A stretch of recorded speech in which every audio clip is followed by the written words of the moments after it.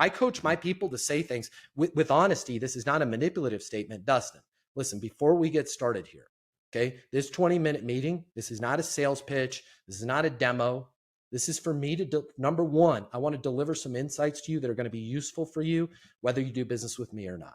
Number two, okay, I'm going to ask you some questions because there's some monster problems that we solve here at Acme, right? Or there's some monster results that we help our clients achieve, okay? But third and most important, okay, if you can be honest with me during our 20 minutes here, what I will promise you is this: if this is not a fit, if I'm not able to help you solve these problems or achieve these results, I will be the first one to raise my hand and say, hey, I can't help you, and you will never have to throw me out of your office. Fair enough, right? Like, this is where I want our relationships to be, is it's like your time is valuable, their time is valuable. They're going to get something out of it, whether they do business with you or not.